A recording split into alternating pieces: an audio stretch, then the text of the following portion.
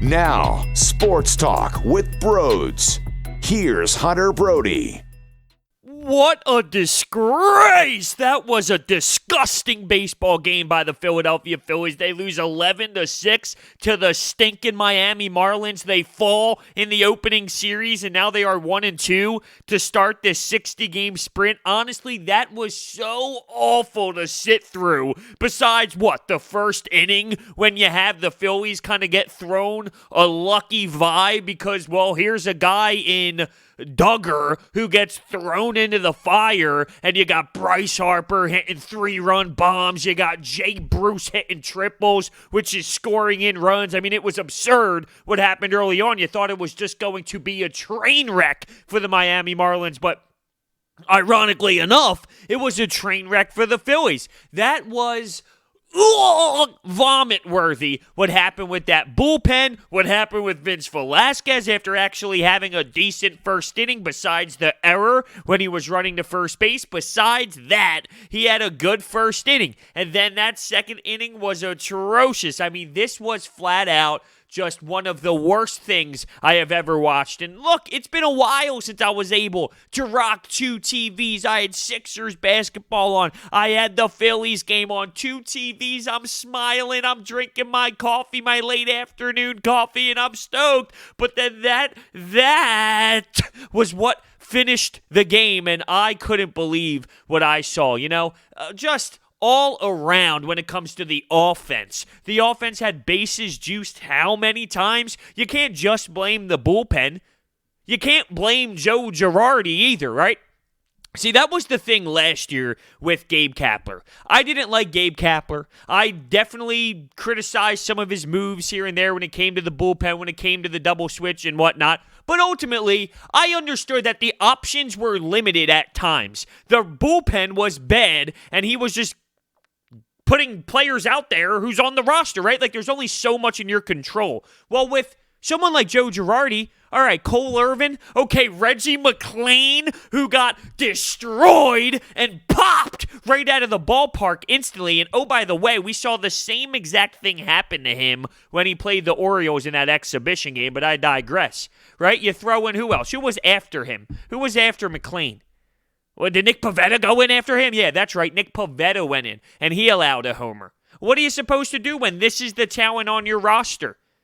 You kind of have your hands tied behind your back, and I thought at times, even though I did not like Gabe Kapler, that he had his hands tied behind his back because the alternative was just as bad as who he threw in there. And that's what's happening with Joe Girardi right now. This loss is so pathetic because now look at it. You got the Yankees in a 4-game series.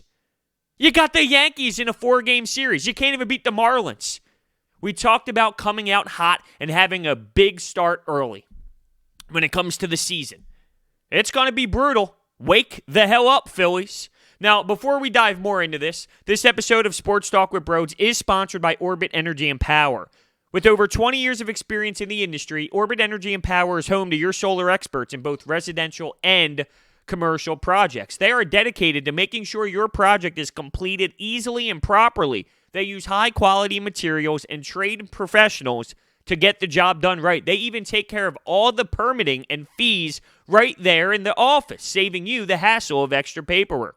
They provide water purification systems, backup energy services, and more. Their information is in the description. See, look, we got to, start with Vinny V, even though I started all over the place because I'm just trying to voice out my frustration right now. But with Vince Velasquez, he had an opportunity sitting on the plate. Not only was he getting a chance to face the Miami Marlins, who do not have a lot of weapons, although you can argue that Aguilar and Rojas are Hall of Famers if they played the damn Phillies every single day after what they were able to do and with how they were able to produce throughout this 3-game series. It's nuts. But with Vinny V, not only was he just getting a start, he got a 4-0 lead. And I'm not going to lie to you, I had to walk my dog. So I walked my dog because he was scratching the door. He was hitting the bells that we have set up. So I didn't really walk him. I let him out back, but I was with him for a couple minutes throwing the frisbee. He pooped. I picked up the poop. I threw it in the trash. I came back and the damn game was tied. So I went back with my TV and I watched what happened. How was that possible, you know? We talked about these pitches that he has now added to his repertoire, but when they don't work, it's not a factor, right? So this cutter, well, if the cutter's not cutting, what's it doing? And when he has to resort to that fastball at times, what's going to happen? Guys are going to destroy it. He wasn't able to really utilize what we have been talking about, that new addition to his pitches. And when he's not able to do that, you get the old Vinny V.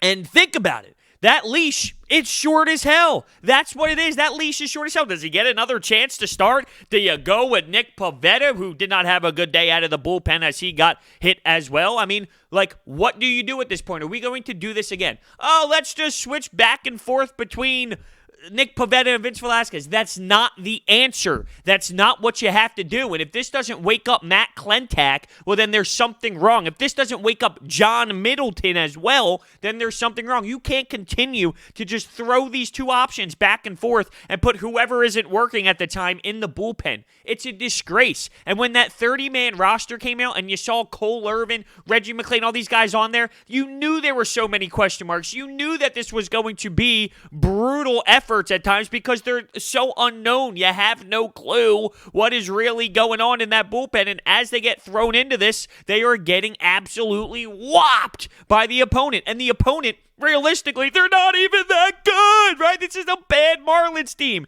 And the ball is leaving the ballpark left and right. So it is no doubt a big-time problem for this Phillies team right now. And I don't give anybody a free pass. I really don't. I saw Adam Haseley have a nice performance, 4 hits, 2 doubles, 2 singles. He's battling for a spot against Roman Quinn, so I can give him some golf claps, but I don't really give anybody a free pass. I admire Adam Haseley today because he knows that he's going up against Roman Quinn head-to-head, and he's got to make the most of every chance that he gets, so I do respect that, and he made a beautiful play out there in center field.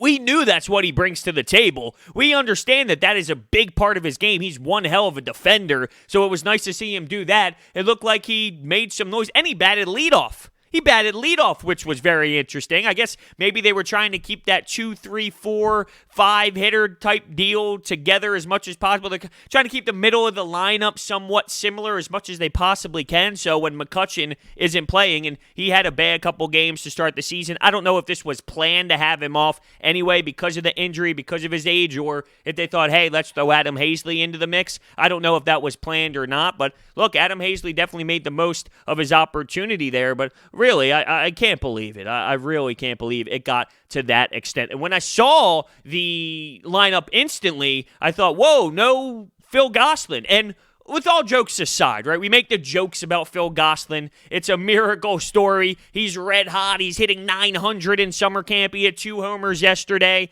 I don't know how he was not in the lineup. And when I saw him not in the lineup, I thought maybe Joe Girardi doesn't have as much hands into this as we expected him to. Gabe Kapler got handed the lineup card every day and went to the umpire and said, this is what our lineup is. He didn't have the choice to create the lineup. It was all analytically driven. And when we saw that Joe Girardi signed here in Philadelphia, we thought, okay, maybe he's going to be able to implement his own style a little bit more. And maybe I'm wrong. Maybe this was Joe Girardi's game plan from the beginning. Get Neil Walker in. Get some of these guys in. Give everyone at least a game to kind of get some rhythm, get some live pitches, and then from there maybe form a more natural lineup every day. Maybe that was the case, but let's take analytics out of this, right? I love analytics. I think they're very valuable. It would be silly to not utilize data to help you win baseball games, but I don't think it should be used as the Bible. And then here's a guy, right, who's hitting red hot, and all jokes aside, take that away, Phil Gosselin. I completely understand that that's not Mike Trout, or that's not Bryce Harper,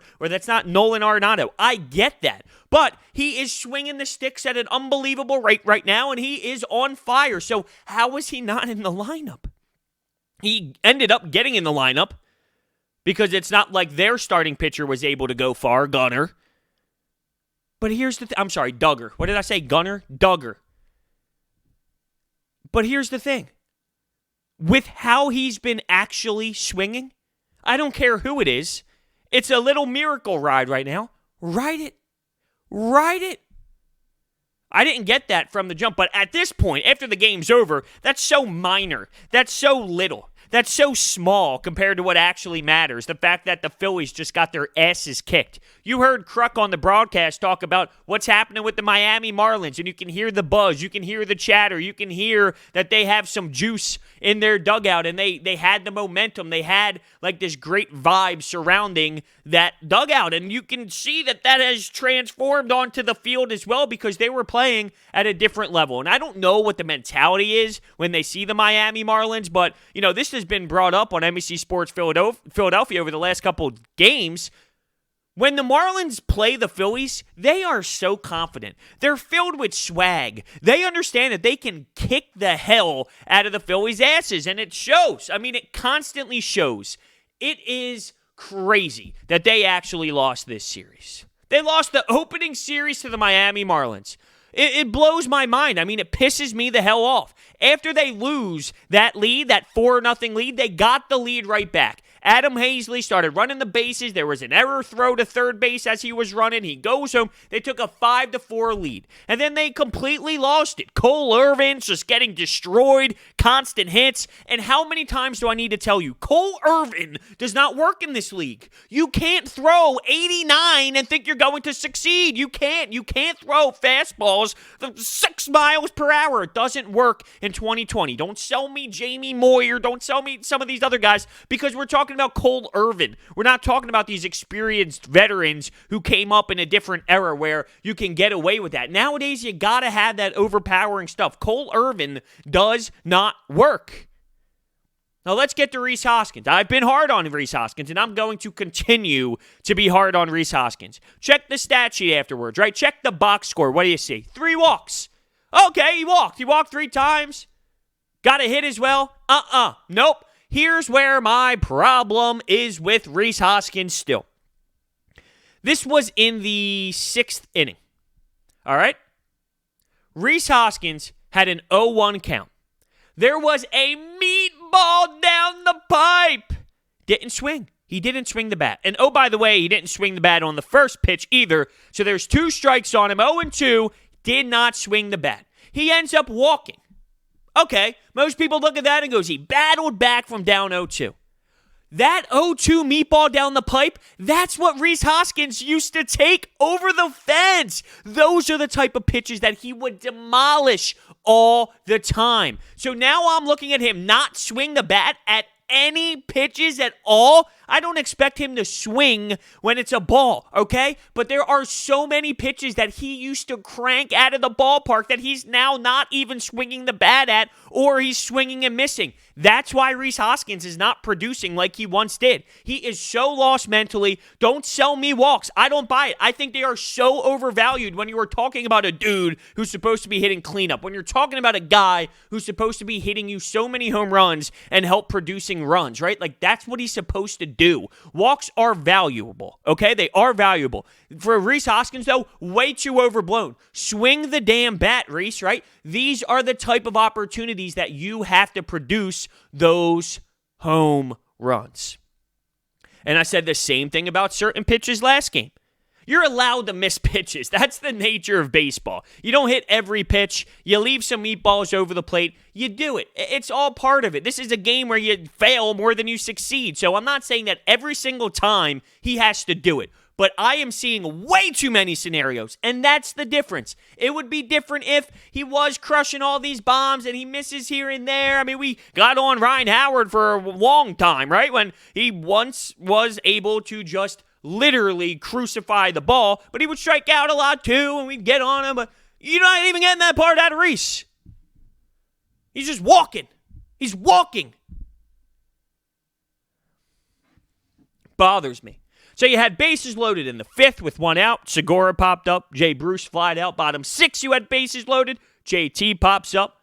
Didi Gregorius had out.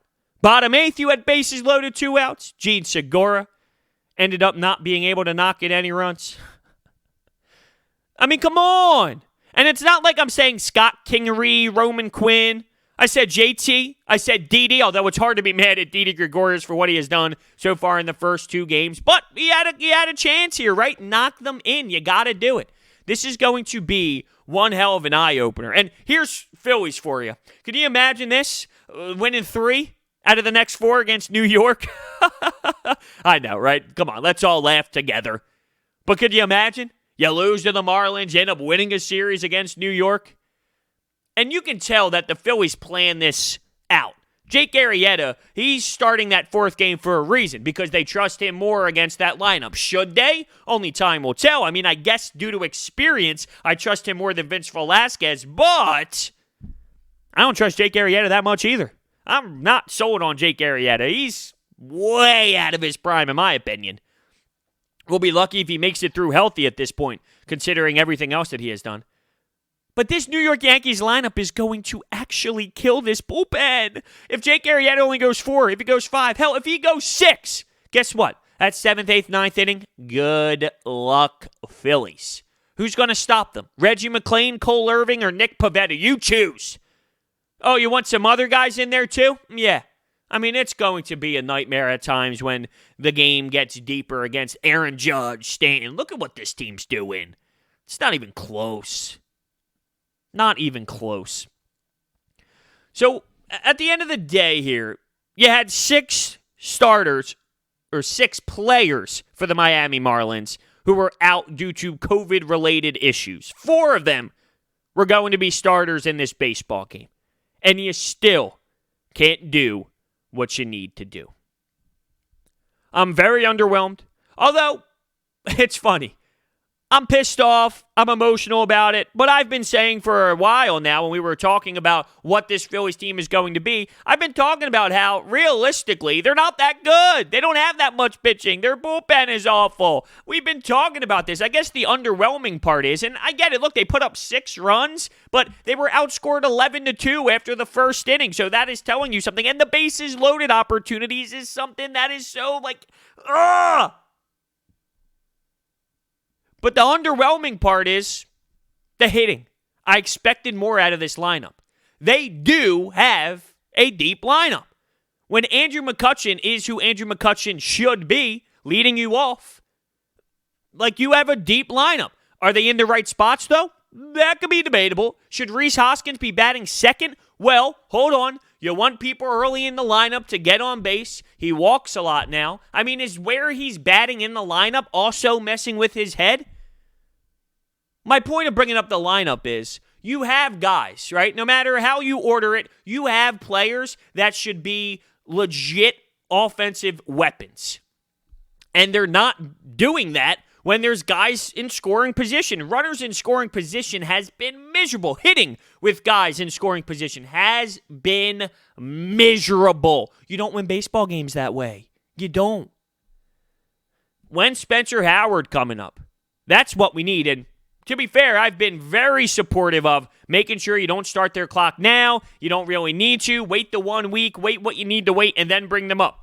So I talked about this Nick Pivetta, Vince Velasquez argument that we've been doing for how long now? Maybe, just maybe, when Spencer Howard comes in the mix, that gives you a little bit of a breath of fresh air. He needs to be able to play well, though, and, he's allowed to have some rookie hiccups and whatnot, but is he going to be the one to jump into that lineup? Do we know much about Zach Eflin yet? I know what we saw last year. Then he kind of had some back stiffness. Is he going to be healthy enough to give you that type of Zach Eflin performance that we need? So many damn question marks, huh? We were waiting for sports to come back. And I tweeted this on my Twitter. You can follow me at Broads81. We've been waiting. Here's your positive of the day. We've been waiting for sports to come back. And here we have it. This is what we wanted, right? We've been waiting for this moment for so long. We've been waiting for this type of reaction, this type of feeling for so long. Here it is. Enjoy it. This is what we wanted. We wanted to watch the Phillies game. But did we really think it was going to be to this result? Oh, to the point where we're feeling this much pain game 3 into the season? Maybe not, maybe. Maybe not, though. This is all what we wanted for 4.5 months. Here, have it. That's what the sports gods are saying. Have it. You've been begging me. You've been asking me for so long. When? Well, here it is. Embrace it. So I have to embrace it and have some fun with it. But I'll tell you what, it's painful at times. Watching the ball fly out of the ballpark again. Oh, okay. Oh, already. Oh, Rojas is up. Okay, that's going to be a bomb. Oh, Jesus Aguilar's up. Everyone back up. You know when you're playing baseball? When you're younger, maybe there's no fence, or kickball, and you see the one guy coming up that you know has the monster foot. He's like 6'3" in third grade. You look in the outfield, hey, back up, back up, back up, back up. I felt like that's what you have to do every time those guys are up against the Philadelphia Phillies when it's not Zach Wheeler on the mound, apparently. Anybody else, hey, have at it. Hey, have at it. Are you a little underwhelmed with Bryce Harper to this point? He's normally a fast starter. He had the 3-run bomb, which was huge. But other than that, all he has so far is that bunt. He's another guy who's been walking a lot. But here's the difference. People are going to pitch around Bryce Harper a little bit differently than they pitch around someone like Rhys Hoskins. Bryce Harper has way more pedigree in this league than Rhys Hoskins does. So I see why teams will pitch around Bryce a little bit differently, but Bryce's approach to the plate is completely different, and I can get behind that. I can support that. I don't support Rhys's. Sorry, I just don't. So he's going to have to take a big step in his career for me to enjoy this and not walk 3 times a game and think that that's enough. Your job is to knock in runs. Your job is to hit homers. That's not the same for Roman Quinn, Adam Haseley, Scott Kingery, right? Gene Segura. There's totally different roles on this team. Rhys, your job is to hit the damn baseball out of the ballpark, and he's not doing it. Hey, tomorrow we get another one.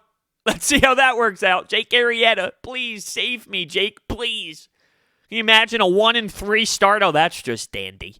Let me know your thoughts down below on this game. If you're listening to this on YouTube, of course, you know where the comment section is. If you're listening to this on Apple Podcast or any other podcasting platform, because we do take the audio file from the show on YouTube and put it to all podcasting platforms, you can use the review system as a way to comment. Once again, this episode of Sports Talk with Broads is sponsored by Orbit Energy and Power, and with over 20 years of experience in the solar industry, they are home to your solar experts in both residential and commercial projects. Their information is in the description. This team is going to be an emotional roller coaster all season long. It's only been 3 games, and it feels like it's been 10 million games. Just like it seems like Gabe Kapler was here for how long? 6, 7, 8, 9, 10 seasons. He was here for 2 years. He just drove you that crazy. Well, that's how I feel right now with this current Philadelphia Phillies team, and I'm expecting it. I'm going into it. I'm going into the rest of this season. No, there's going to be games that surprise me and I get all juiced up and pumped up, and then there's going to be games like this that want me to rip my hair out, and I guess